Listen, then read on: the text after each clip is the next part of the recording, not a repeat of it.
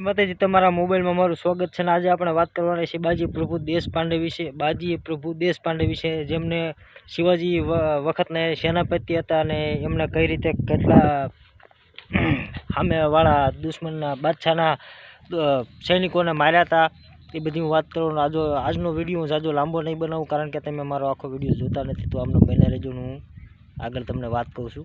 ટૂંકમાં વાત પતાવવાની છે કે 16 જુલાઈ 1660 ત્યારે યુદ્ધ થયું હતું ને વરસાદ એટલો વર્યો હતો કે 10 કલાક વરસાદ એક ધારવા હતો તો અહીંયાનું લોહી નહોતું ધોવાનું.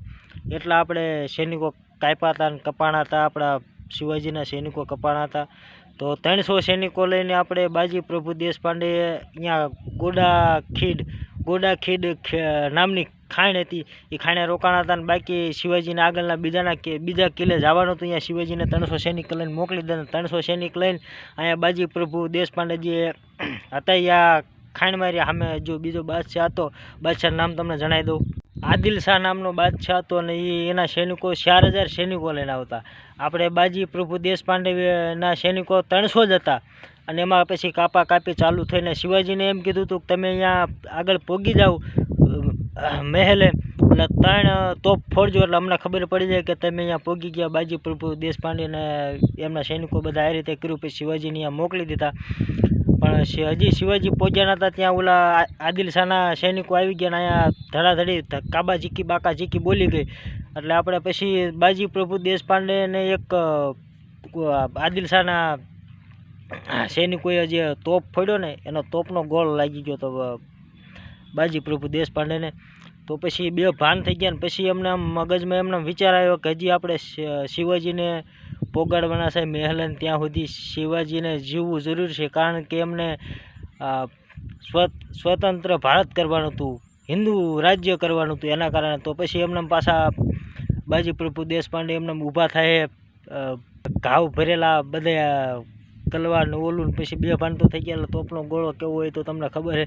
બે ભાન થઈ ગયા હતા ને પછી ઊભા થયા ને પાછા એમને 2 હાથમાં તલવાર હતી ને 2 હાથમાં તલવારને લડતા.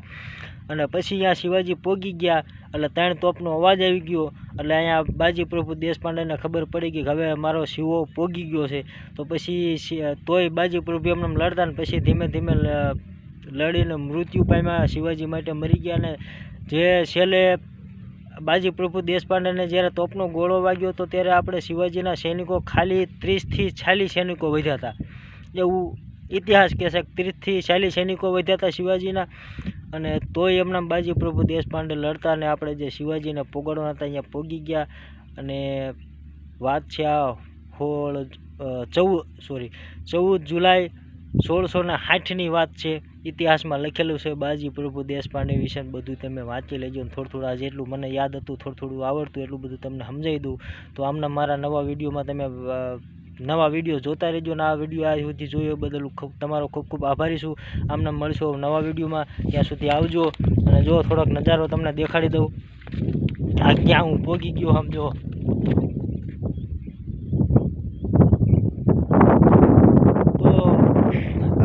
આ છે માંડવનું વીડ. આ ઝરિયા મહાદેવની જગ્યાની બધું આવેલું. ઝરિયા મહાદેવની જગ્યાની બધું પછી આગળના વિડીયોમાં દેખાડે, પણ આ વિડીયો મારે લાંબો નથી કરવો એટલે આ વિડીયોમાં આવે. મળશું હવે નવા વિડીયોમાં, ત્યાં સુધી આવજો.